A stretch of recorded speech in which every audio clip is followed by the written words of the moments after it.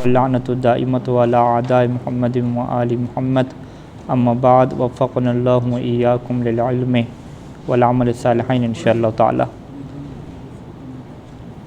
سورہ عبسہ و تولی جو ہے اس کی گفتگو ہماری پہنچی ہے 33 نمبر آیت پہ۔ اعوذ باللہ من الشیطان الرجیم، بسم اللہ الرحمن الرحیم۔ فَإِذَا جَاءَتِ الصَّاخَّةُ يَوْمَ يَفِرُّ الْمَرْءُ مِنْ أَخِيهِ وَأُمِّهِ وَأَبِيهِ وَصَاحِبَتِهِ وَبَنِيهِ لِكُلِّ امْرِئٍ مِّنْهُمْ يَوْمَئِذٍ شَأْنٌ يُغْنِيهِ وُجُوهٌ يَوْمَئِذٍ مُسْفِرَةٌ ضَاحِكَةٌ مُسْتَبْشِرَةٌ وَوُجُوهٌ يَوْمَئِذٍ عَلَيْهَا غَبَرَةٌ تَرْهَقُهَا قَتَرَةٌ اولئک هم الکفرۃ الفجرہ۔ ہاں یہاں پہ غلط لکھا ہوا ہے، فطر لفظ ہے، یہاں پہ 2 نقطے لگے ہوئے ہیں بھائی۔ چلیں نیچے شرح میں آ جاتے ہیں، تو اس کا جو معنی ہے وہ بھی بیان کریں گے۔ قطرہ لفظ ہے۔ اچھا، فَإِذَا جَاءَتِ الصَّاخَّةُ، صاخہ کا کیا مطلب ہے جی؟ مصنف کہتے ہیں کہ اس کا ایک مطلب تو کیا ہے، نفخۃ القیامت ہے، یہ قیامت کی پھونک ہے۔ نفخہ پھونک کو کہتے ہیں، قیامت کی پھونک ہے کہ تسخ الاسماع اے تسکھا۔ تسخو کا ایک معنی جو ہے وہ مصنف نے کیا کیا، تسکو سے کیا، سکا یسکو۔ سکا یسکو کا کیا مطلب ہوتا ہے، بند کر دینا کسی چیز کو۔ دروازہ کو زور سے اگر چٹخ کے بند کیا جائے تو اسے بھی کیا کہتے ہیں کہ سکل بابا، اس نے دروازے کو چٹخ کے بند کر دیا۔ تو تسخو کا ایک مطلب کیا، بند کرنا، یعنی وہ ایسی جو ہے وہ نفخہ ہوگی، ایسی پھونک ہوگی، یا آپ اس کو یوں کہہ دیں کہ ایک چنگاڑ کا معنی میں کی جاتا ہے کہ بڑی سخت قسم کی پھونک ہوگی کہ تسخ الاسماع کے جو قوت سماعت ہے نا، کان اسماع جو سننے کی صلاحیت ہے، اس کو بند کر دے گی، کان بند ہو جائیں گے اس سے۔ اس وجہ سے ساخہ کہتے ہیں، یعنی ساخہ کیا مطلب، کانوں کو بند کرنے والی۔ دوسرا جو یسخ کا معنی ہے وہ او یسخ الناس لہا، او یسخ الناس لہا اے یستمعون۔ یسخ کا مطلب دوسرا کیا ہے، سننے کے معنی میں، یستمعون ان غور سے سننا، یعنی یہ جو ساخہ ہوگی تو لوگ کیا ہوں گے، اس کی طرف غور سے کان لگا کے سنیں گے۔ ٹھیک ہے جی، تو یہ آپ قاموس میں جا کے دیکھیں گے تو سخہ کے آپ کو 2 معنی مل جائیں گے۔ ایک سخہ کا مطلب کیا ہوتا ہے، کان کو بند کر دینا، کان کو بہرا کر دینا، یہ ایک معنی پہلے کیا۔ اور دوسرا جو اس کا معنی ہوگا، سخ صوت اذنہ، ہاں سخ اذنہ للحدیث، بات سننے کے لیے کان لگانا۔ ٹھیک ہے، تو کان کو بہرا کرنے کے معنی میں آتے ہیں، لیکن جب لام جارہ کے ساتھ آتے ہیں تو اس کا مطلب کیا ہوتا ہے کہ بات سننے کے لیے کان کو لگا دینا۔ تو الصاخہ کے کیا ہو گئے، 2 مطلب ہو گئے۔ ٹھیک ہے جی، ہم کیا کہیں گے، یہ قیامت کی ایسی چنگاڑ ہے، ایسی پھونک ہے کہ پہلا صاخہ کا جو معنی لغت میں بیان کیا گیا ہے کہ جو کانوں کو بہرا کر دے گی، تو ایک اس کا یا تو یہ مطلب ہے کہ کان بہرے ہو جائیں گے، دوسرا کیا ہے کہ کسی بات کو غور سے سننے کے لیے کان لگانا۔ تو چونکہ اس چنگاڑ کو سننے کے لیے غور سے لوگ کان لگائیں گے تو اس وجہ سے اسے صاخہ کہا گیا ہے۔ اچھا، یوم یفر المرء من اخیہ، اس دن ایک انسان اپنے بھائی سے فرار کرے گا، وہ امیہ و ابیہ، اور اپنی ماں اور باپ سے فرار کرے گا، وہ صاحبتہ، صاحبہ کا کیا مطلب ہے، زوجتہ، یعنی اپنی ساتھی، یعنی زوجہ اپنی بیوی سے فرار کرے گا، وہ بنیہ، اور اپنی اولاد سے فرار کرے گا۔ کیوں فرار کرنے کی کیا وجہ ہوگی، لشغلہ بنفسہ، کیونکہ وہ اپنے ساتھ مصروف ہوگا، یعنی اسے اپنی فکر پڑ گئی ہوگی، شغل بنفسہ یعنی وہ اپنے مستی میں مست ہوگا۔ یا دوسرا اس وجہ سے فرار کرے گا کہ وَلِأَلَّا يُطَالِبُوهُ، تاکہ وہ لوگ، مثال کے طور پہ انہوں نے لکھا ہے اپنے ماں سے، بابا سے، یا اپنی زوجہ سے، کیا اس دن کسی کی کچھ کر سکے گا، تو یعنی شفاعت، یا جب اعمال کا دار و مدار ہی پہلے اس زندگی کے اوپر موقوف ہے، پھر کیا، یعنی انسان زندہ نامہ اعمال تب تک کھلا ہے تھا جب تک، اس دن تو کچھ نہیں کر سکے گا نا۔ تو پھر یہ عبارت کیوں نہیں، اس وجہ سے کہ جب ایک خوف کی کیفیت بنتی ہے نا، ہر کسی کو جب اپنی بنتی ہے تو وہ چھوڑ کے چلا جاتا ہے نا دوسروں کو نا. تو سب سے جو قریبی رشتہ ہے وہ انسان کی بیوی کا ہے فرض کریں، تو بیوی کو بھی چھوڑ دے گا اس ٹائم پہ. یہ تو دنیا میں بھی مثالیں ہیں نا، جب ڈاکہ وغیرہ پڑتا ہے تو چھوڑ کے بھاگ جاتے ہیں نا سارے. ہاں، یعنی جب کوئی ہولناکی پیش آتی ہے تو اس ٹائم پہ افراتفری کے عالم میں انسان بھول جاتا ہے. تو یعنی اس ٹائم پہ یہ اتنی کیفیت ہوگی کہ لشغلی بنفسی، کہ انسان اپنے اوپر اتنا مصروف ہو جائے گا، یعنی اپنی فکر اسے لاحق ہو جائے گی، اپنی فکر لاحق ہو جائے گی کہ میں کہیں تباہ برباد نہ ہو جاؤں. خود یعنی اتنی فکر میں منہمک ہو جائے گا کہ دوسرے بھول جائیں گے اسے. تو ایک یہ مطلب ہے فرار ہونے کا کہ وہ خود اپنی فکر میں اتنا مشغول ہو جائے گا کہ دوسروں کو بھول جائے گا.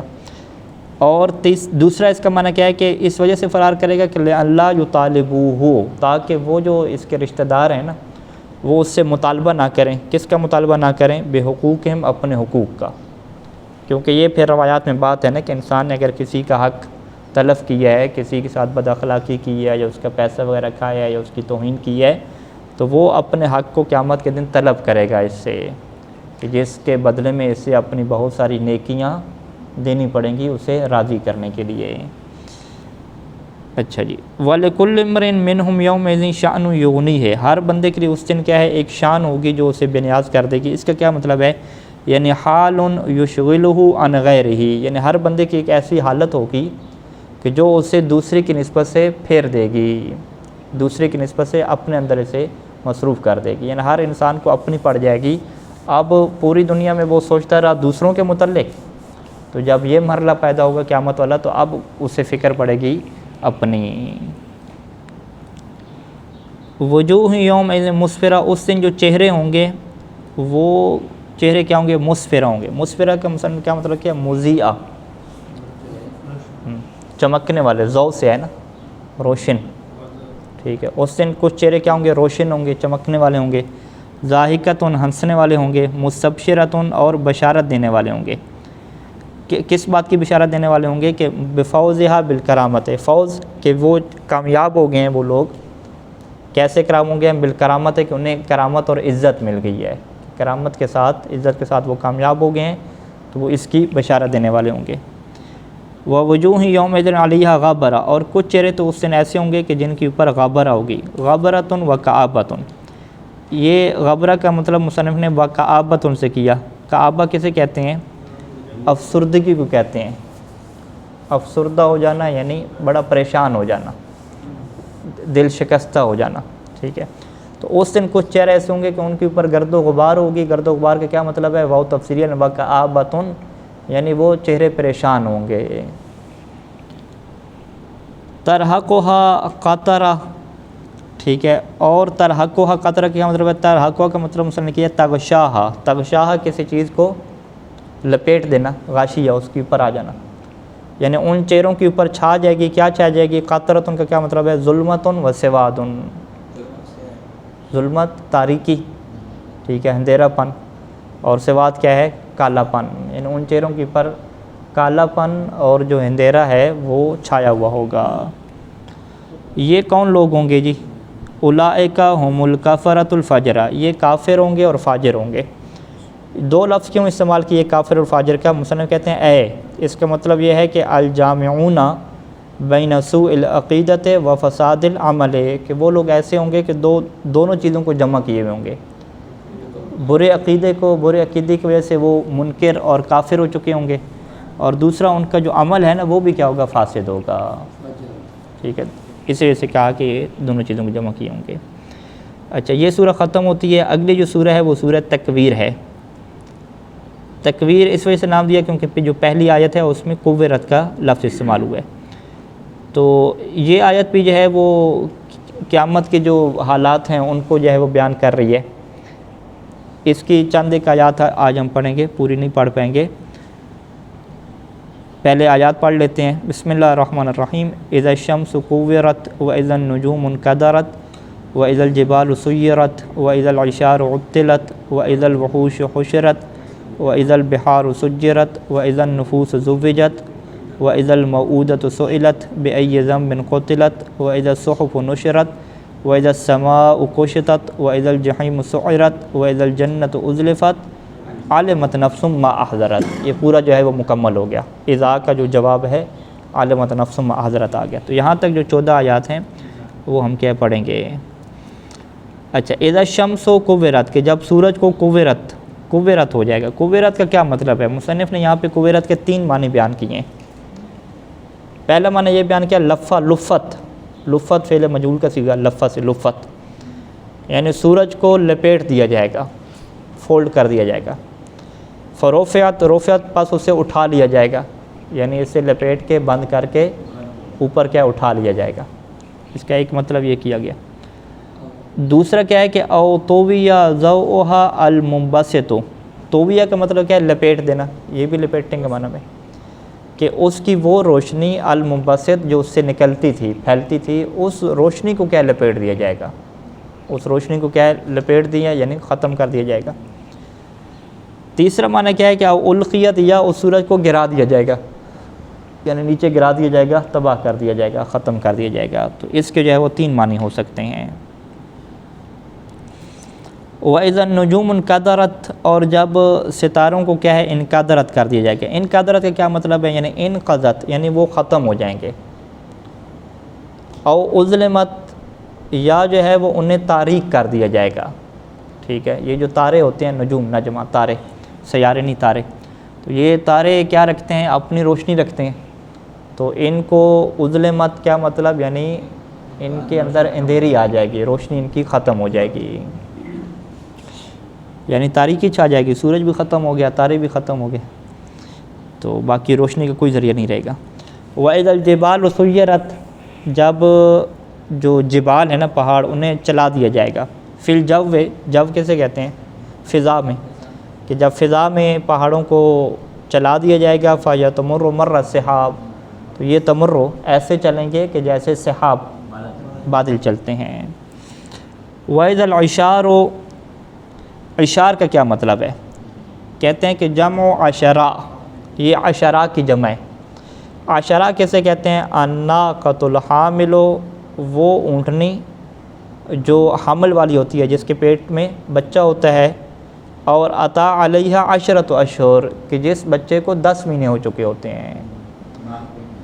ہاں، یعنی یہ اونٹنی عربوں کے ہاں بڑی قیمتی سمجھی جاتی تھی، اور اس اونٹنی کی بڑی دیکھ بھال ہوتی تھی، یعنی جس کے کہتے ہیں کہ تھنوں میں دودھ بھرا آتا تھا، 10 مہینے کا بچہ مکمل ہو جاتا تھا، اب بچہ پیدا ہونے والا ہے تو بڑی دیکھ بھال، اور کہیں یہ چوری نہ ہو جائے، کہیں کوئی اسے لے نہ جائے، اس کا خیال رکھا جاتا تھا۔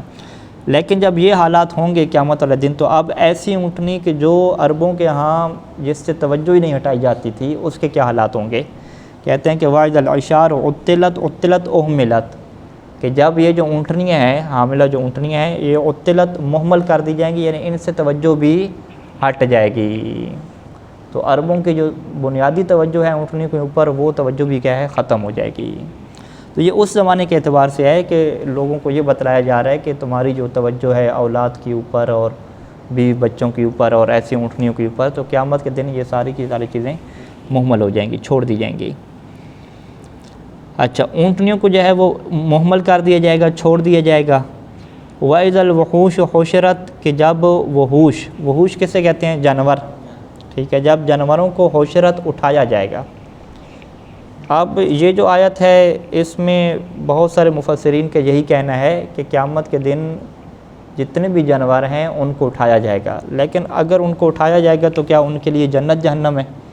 تو کہتے ہیں نہیں، ان کے لیے جنت جہنم نہیں ہے، بلکہ ان کے لیے قصاص کا مرحلہ ہے، ٹھیک ہے۔ قصاص کے مرحلے میں روایات ہیں، اگرچہ معتبر روایات نہیں ہیں، ضعیف و سند ہیں، ان میں کیا کہا گیا ہے کہ جو سینگ والا جانور ہے اس سے قصاص لیا جائے گا، کہ جو اس نے دوسرے جانور کو مارا ہوگا کہ جس کے سینگ نہیں ہوتے، یعنی جو طاقتور جانوروں نے دوسرے کمزور جانوروں پہ ظلم کیا ہوتا ہے تو ان کا قصاص لیا جائے گا، یعنی اگر ایک جانور نے دوسرے کو مارا ہے تو دوسرا جو ہے وہ کیا کرے گا، اس کو پھر مارے گا، ٹھیک ہے، اسے کہے گا کہ چلو جب تمہیں موقع دیا جاتا ہے تم اس کو کیا مارو، وہ جب مار لے گا اس کو تو اس کے بعد پھر وہ سارے کے سارے مٹی ہو جائیں گے، ٹھیک ہے، یہ آیت شاید پیچھے گزری ہے، ٹھیک ہے، وہ سارے کے سارے مٹی ہو جائیں گے، پھر ختم، ٹھیک ہے، تراب انہیں بنا دیا جائے گا۔ وہ جو کہتے تھے مشرکین عرب، کیا قیامت کے دن ہم جب مٹی ہو گئے تو دوبارہ اٹھائے جائیں گے، ٹھیک ہے، تو یہ ان کے متعلق ہے کہ یہ جو جانور ہیں نا یہ مٹی ہو جائیں گے۔ تو مصنف اسی احتمال کو اور اسی چیز کو مانتے ہیں، وہ کہتے ہیں کہ جمعت بعد البعث للقصاص، جمعت کے ان سارے جانوروں کو جمع کیا جائے گا بعد البعث، بعث کیسے کہتے ہیں؟ قیامت، جب سب لوگ اٹھائے جائیں گے تو بعث کے بعد، قیامت کے بعد سب جانوروں کو جمع کیا جائے گا، کیوں؟ للقصاص، قصاص کے لیے۔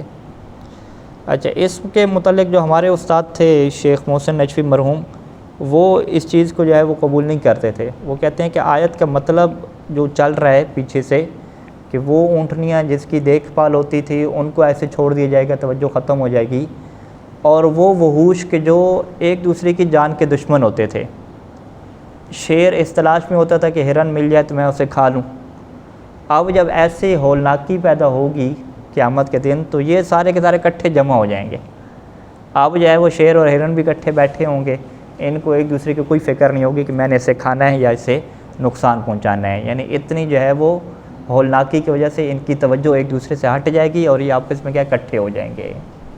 تو انہوں نے جو ہے آیت کا یہ ترجمہ کیا، انہوں نے کیا اس کا قصاص کیسے ہو سکتا ہے؟ اب شیر کی خوراک بھی تو کوئی چیز ہے، قصاص کیسے ہو؟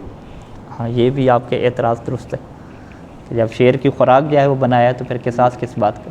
یا تو اس کے لیے پھر من و سلوہ اتارے جاتے، ٹھیک ہے۔ چیز ہو نا پھر تو قصاص سینگ والے جانور نہیں، اب وہ اس نے تو سینگ والے نے تو فقط مارا تھا نا، اسے زخم دیا تھا، شیر تو پورا کھا گیا نا، اس کا تو زیادہ قصاص بنتا ہے نا۔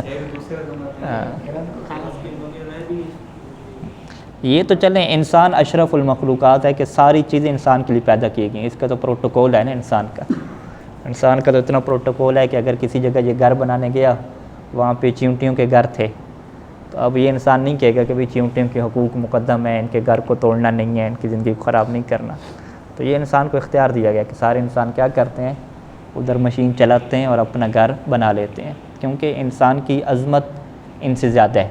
یہاں پہ وہ پھر بات نہیں آتی برابری کی، وہ یہ ان کے حقوق پامال ہو رہے ہیں، لیکن تمام انسان پھر برابر ہیں۔ پھر انسانوں میں یہ نہیں ہے کہ انسان کسی کو غلام بنا لے اور کہ میرے اس کے اوپر زیادہ حقوق ہے، نہیں، ایسا نہیں ہے، پھر انسانوں میں برابر ہے، اس میں پھر اہمیت اسی کی ہے جو تقویٰ والے ہیں۔ اچھا جی، تو بہرحال یہ کچھ روایات میں ہے کہ یہ قصاص کا کیا یہ مرحلہ ہوگا۔ وَإِذَا الْبِحَارُ سُجِّرَتْ، اور جب اس ٹائم پہ جو سمندر ہے نا ان نے سجرت کا مطلب کیا ہوتا ہے؟ آگ لگا دینا، کسی چیز کے اندر آگ کا بھڑک اٹھنا۔ تو اوقدت نارن، اوقدت یعنی ان سمندروں کو جو ہے وہ آگ سے بھڑکا دیا جائے گا، ٹھیک ہے جی۔ یہ وہ روایات ہیں کہ مولا علیہ السلام یہودیوں سے پوچھا تھا کہ تمہاری کتاب میں جو آگ کی جگہ ہے وہ کہاں پہ ہے؟ تو اس نے کہا کہ ہماری کتاب میں جو آگ کی جگہ ہے وہ سمندر ہے، پانی ہے، پانی کو آگ لگتی ہے۔ تو مولانا نے کہا تھا ہاں یہ ٹھیک کہہ رہا ہے، قرآن میں بھی کیا یہی چیز موجود ہے۔ تو اب اس کے اوپر بڑی بڑی تفسیریں ہیں کہ یہ سمندر اور پانی کا آگ سے کیا تعلق ہے، کیسے آگ بنتی ہے، یہ لوگوں نے بڑا اس کے اندر ذہن لڑایا ہے۔ تو مصنف بھی یہی کہتے ہیں کہ پہلا احتمال تو سجرت کا وہی ہے جو لغت میں استعمال ہوا ہے کہ سجرت کا مطلب کیا ہوتا ہے؟ آگ لگانا۔ تو وَإِذَا الْبِحَارُ سُجِّرَتْ کیا مطلب کہ جب سمندروں کو آگ لگا دی جائے گی، سمندر کیا ہے؟ آگ سے بھڑک اٹھیں گے، یہ ایک احتمال ہے۔ دوسرا سجرت کا لغت میں ایک اور معنی بھی ہے، وہ معنی کیا ہے؟ بھرنے کا، کسی برتن کو بھرنے کو کیا کہتے ہیں؟ سجرہ کہتے ہیں۔ تو اذا البحار سجرت کا کیا مطلب ہے؟ او مولئت، کہ سمندروں کو بھر دیا جائے گا۔ بھی کیسے بھریں گے سمندروں کو؟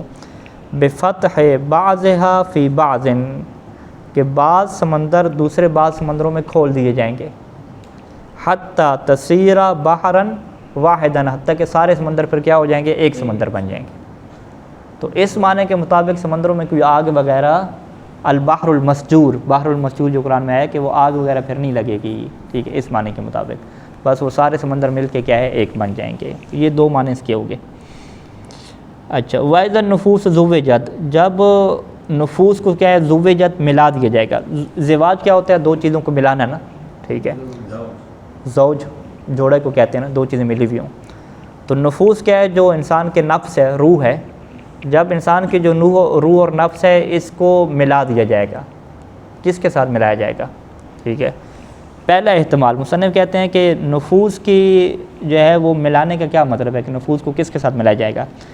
قرنت باجسادہا کہ جتنے بھی نفوس ہیں روح ہیں ان کو جسم کے ساتھ ملایا جائے گا. یعنی ابھی انسان جب مرتا ہے تو کیا کہتے ہیں ہم کہ روح اور جسم میں جدائی ہو جاتی ہے نا, ان کی جو زواج ہے وہ ختم ہوگی نا, ٹھیک ہے, روح الگ ہوگی, جسم الگ ہوگا, جسم دفن ہو کے ختم ہو جائے گا. قیامت کے دن کیا ہوگا کہ یہ جو روح ہے اس کی طرف اس جسم کو واپس پلٹایا جائے گا, اور روح اور جسم کی دوبارہ کیا ہو جائے گی, تزویج ہو جائے گی, روح اور جسم دوبارہ آپس میں مل جائیں گے. تو اس کا یہ مطلب ہے کہ جس دن نفوس کو ملا دیا جائے گا یعنی اس کے جسموں کے ساتھ ملا دیا جائے گا, کیونکہ مرنے کی وجہ سے وہ جسموں سے الگ ہو گئے تھے. دوسرا کیا ہے کہ نفوس کا مطلب کیا ہے, خود لوگ ہیں, ٹھیک ہے, جیسے انفس کہتے ہیں کہ تم اپنے لوگوں کو لے کر آؤ, نفوس, ٹھیک ہے. مولا علی علیہ السلام کو کیا کہتے ہیں, نفس رسول کہتے ہیں. اچھا, او بے اشکالہا, اشکال کا مطلب کہ یہ جو نفوس کے ہم شکل ہوں گے نا, ہم مثل ہوں گے. اشکال کا ایک مطلب کیا ہوتا ہے, نظیر, نظیر یعنی اسی کی شکل کا ہونا, یعنی اسی کا ہم مثل ہونا, کہ تمام نفوس کو اپنے ہم مثل کے ساتھ ملا دیا جائے گا. ہم مثل سے ملانے کا کیا مطلب ہے کہ قیامت کے دن جب لوگوں کو اٹھایا جائے گا تو جو مومنین ہوں گے ان کو جو ہے وہ آپس میں ملا کے ایک جگہ پہ اکٹھا کیا جائے گا, اور جو کافر ہوں گے ان کو ملا کے ایک جگہ پہ اکٹھا کیا جائے گا. تو اسی طریقے سے جو بھی ایک جیسے ہیں نا مذہب کے اعتبار سے, عقیدے کے اعتبار سے, وہ لوگ ایک جگہ پہ کیا ہوں گے, اکٹھے ہوں گے. یعنی ایسا نہیں ہے کہ ہم اٹھیں تو سارے جو ہے وہ آس پاس یہود ہوں, ایسے کہ ایک بندہ اسرائیل میں اٹھ گیا ہے, ٹھیک ہے, تو ایسا نہیں ہوگا. مثلا ابھی ہم مثلا نجف میں رہ رہے ہیں, مومنین کے ساتھ رہ رہے ہیں, تو قیامت جب ہم اٹھیں گے تو وَإِذَا النُّفُوسُ زُوِّجَتْ, دوسرا احتمال کیا ہے کہ ہمیں انہی لوگوں کے ساتھ کیا ملا دیا جائے گا, چاہے کہیں پہ بھی مریں, کہیں پہ بھی جو ہے ہماری موت ہو, لیکن قیامت جب اٹھیں گے تو پھر یہ ہو جائے گا. یہ دوسرا احتمال مصنف نے دیا کہ اشکال سے ملایا جائے گا, یعنی ہم مثل کے ساتھ ملایا جائے گا.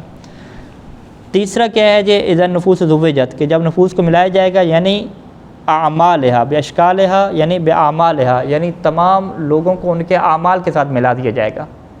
یہ تیسرا احتمال ہے.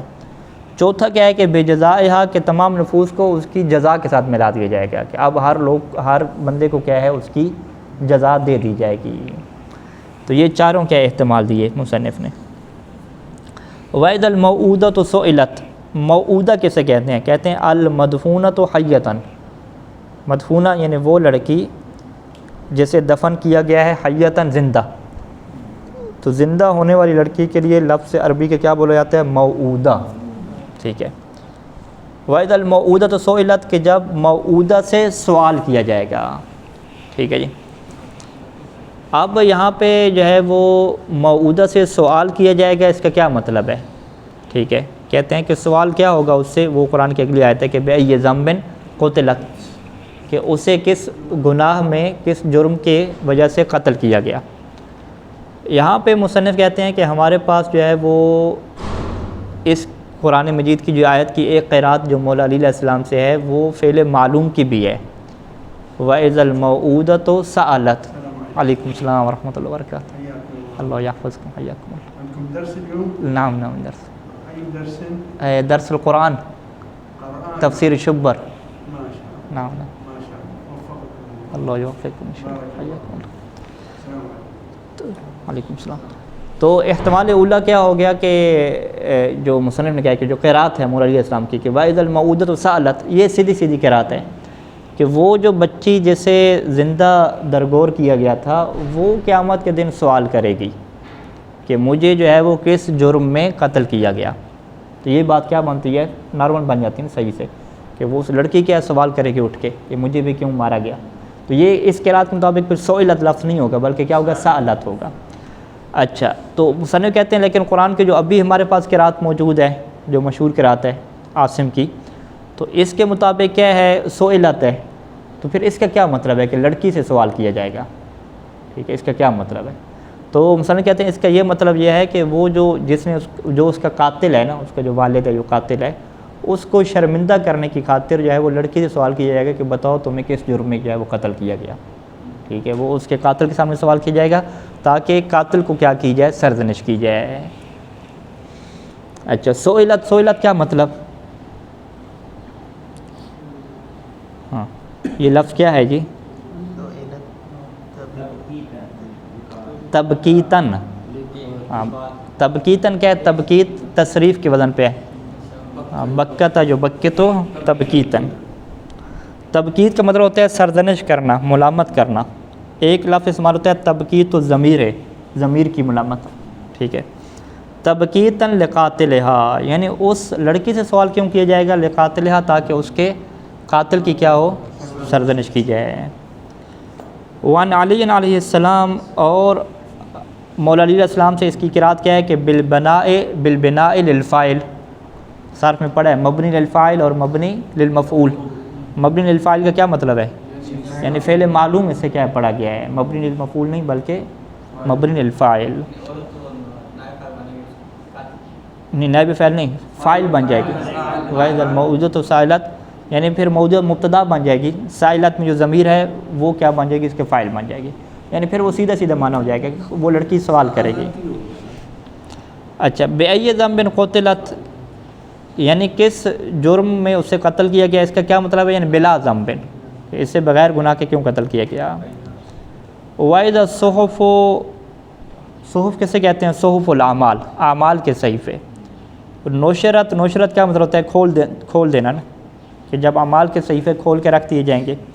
لحساب اہلہا، تاکہ جو ان صحیفوں کے اہل ہیں نا، اہل کیسے کہتے ہیں؟ والے نا، ان اعمال والے یا ان صحیفوں والے، ان کا کیا لیا جائے؟ حساب لیا جائے. وقوریہ بالتشدید لکثرتہا، اور مصنف کہتے ہیں کہ یہ جو نشرت ہے نا، کچھ قراتوں میں نشرت پڑھا گیا ہے. ٹھیک ہے. اور باب تفعیل کا ایک مطلب کیا ہے؟ کثرت والا ہے، کثرت پہ دلالت کرتے ہیں. تو تشدید کے ساتھ پڑھا گیا ہے. کیوں پڑھا گیا ہے؟ لکثرت ہے، کیونکہ یہ صحیفے بہت زیادہ ہوں گے. ٹھیک ہے. تو زیادہ چیزوں کو جب کھولا جائے گا تو پھر اس کا مطلب کیا ہے کہ وہاں پہ نشرت کا لفظ استعمال ہو چاہیے.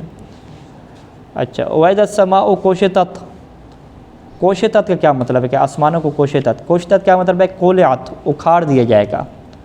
کما یکشط الجلد عن الشاة، جیسا کہ ایک بکری سے اس کی جلد کو اتار لیا جاتا ہے، تو ایسے ہی آسمان کو کیا ہے؟ اتار لیا جائے گا. اچھا، وَإِذَا الجحیم سعرت، جب جحیم کو کیا ہے؟ سعرت. سعرت کا کیا مطلب ہے؟ یعنی اوقدت، جب جہنم کو بھڑکا دیا جائے گا. اوقدت آگ لگا دینا. جحیم جہنم، کہ جب جہنم کو سعرت، اوقدت یعنی آگ لگا دی جائے گی، بھڑکا دیا جائے گا. فزدادت شدتاً، پس اس کی شدت کیا ہو جائے گی؟ زیادہ ہو جائے گی.